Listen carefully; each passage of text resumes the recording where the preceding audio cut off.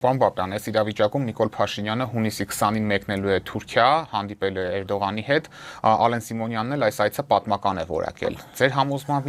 ինչ ակնկալիքներ կարող ենք ունենալ այս այցից եւ ըստ ձեզ ինչ են փորձելու պայմանավորվել Փաշինյանն ու Էրդողանը։ Նախ ասեմ, այս այցի ժամանակ ակնհայտորեն ստորացնելու են Նիկոլ Փաշինյանին, նպատակը ստորացնել Հայաստանը։ Օրինակ, փոխնախարար Կոստանյանը գնացել է, իրենք Հայաստանի դրոշը չէին դրել։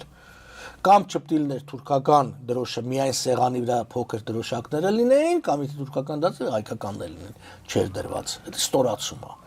Ես ձեզ ասեմ, թուրքերը շատ մանրախնդիր են այդ հարցում։ Անգամ քանով չափում են ում աթոռը ինչքան բարձր էր, ով ինչ աթոռի վրա էր նստած, եւ այդ էլ մեծ սկանդալներ ալնում, այսինքն, ասում եմ, մեր դեսպանին կանչեցին, իրենք ավելի բարձր աթոռի վրա էին նստել, իրենք մեր դեսպանով այդ բաները։ Սա կն, դա առաջինը ստորացման փորձն է։ Երկրորդը, իրենք գնում են ոնց որ ասած տարածաշրջանի ըստ Նիկոլ Փաշինյանի նայողից Դաբրոստանա այսպես կոչված հայ-ադրբեջանական, էլի եմ ասում, այսպես կոչված խաղաղության պայմանագրի, որտեղ ինքը չի աշխատում։ 17 կետեր համաձայնեցիք, հիմա այդ 17-ին իրենք ավելացրել են եւս 7-ը եւ հետո վաղելի 17։ Ոչ մի բան չի ստանալու։ Գնալու է, ստորացվելու է, նոր պահանջներ է դրվելու իր առջև, որ սա էլ կանես, սա էլ կանես, սա էլ կանես։ Այսինքն օրինակի համար ներողություն պիտի խնդրենք, որ դուք թուրքերին եք կոտորել, դավաճանել եք մեր միացյալ հայրենիք Օսմանյան կայսրությունը, ռուսի կողմից կռվել եք մեր դեմ, թուրքերին կոտորել, մի հատ էլ պիտի գնաս պսակ դնես Սարիղամիշում դրած ու շարժանին հայերի կողմից թուրքերի բանն։ Այդպես պահանջներ են դնելու, ես ասում եմ։ Գուցե Աթաթուրքի գերեզմանին էլ տանեն անընդհատ։ Իհարկե գուցե դա էլ անել տան եւ այլն։ Եվ ես չեմ կարծում, որ ինքը համարձակություն կունենա, էլ չեմ ասում, որ մանրամասները ցանկացած երկրի մանրամասը, որ դուք գնում եք, դրա համար արողակարգը ամեն մանրամասն պարտավոր է հստակեցնել որ րոպեին ինչ ես անում, չգիտեմ, ում հետ ես բանակցում, ուր ես գնում, ով ինչքան է խոսում, ինչի մասը, դա այդ ամբողջը կա, հակառակ բարակայում եւ ասեմ թուրքերը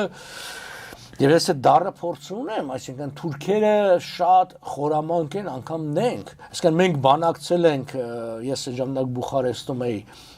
Սևծովյան տնտեսական համագործակցության այդ կազմակերպությունը կա, որտեվ մեր շփումը թուրքերի հետ մենակ այդ բանով էր, ինչ որ տեքստ որտեղ ես առարկել եմ եւ փոփոխություններ են մցվել բանի տեքստի մեջ, հետո բերել են տեքստը ստորագրել, ես նայել եմ, բայց ես ասում եմ իմ առաջարկներն ուր են փոփոխել։ Վայ կներեք, նախավերջին տարբերակը սխալման ձեզ տվեցի։ Եթե ստացվեր, ստացվեր։ Իհարկե, դեմ կտային, ես կստորագրեի, հետո ասում եմ ապացուցի, որ ոնց ասած դու տեղյակ ես եղել կամ մյուս կողմից դու ասես իսկ ինչի տեղյակ չէիր Բաքո։ Նիկոլենք չեն հասկանում այս բաները։ Եվ գիտես ինչքան ժպտում էին իմ երեսին, ինչ եղբայրական հարաբերություններ են, բայց դա չի նշանակում որ բաները թուրքական նեն քաղաքական դե փորձ ունեն ասետները շփվելու։ Ես ՆԱՏՕ-ի պատվիրակությանը եղել եմ Անկարայում, այո, մեզ տարան բանի գերեզմանին եւ բոլորին պսակ դնելու։ Ես հրաժարվեցի։ Գիտեք ինձ ինչ ասեցին։ Ասին դու բա չես վախենում որ քո սենյակից թմրանյութ կգտնենք հյուրանոցի, ասի ինչ ուզում եք արեք, ես չեմ դնի ու չդրեցի։ Եվ եթե ինչ չպաշտպանեին բրիտանացիներն ու ամերիկացիները այդ կազմը, որտեղ ես իրանց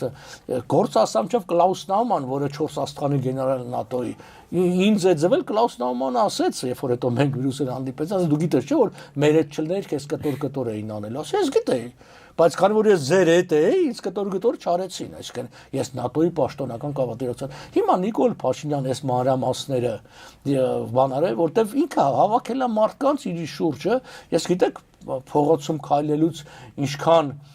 պրոֆեսիոնալ լավ դիվանագետների եմ տեսնում, ագա երբ որ հարցնում ենք ինչ ենք անում, նրանցից համարյա որևէ մեկը չկա արտգործնախարարություն։ Պրոֆեսիոնալ դիվանագետները 21 թվականից հետո լքեցին արտաքին գործերի նախարարությունը։ Այո, եւ այդ եւ իր կողքը։ Ինքը վատ լավ իր կողք ուներ արտաքին տնտեսական հարցերով խորհրդական, արտաքին քաղաքական հարցերով խորհրդական եւ արտաքին հարցերով օգնական։ Հիմա այդ երեք տեղերը թափուր են։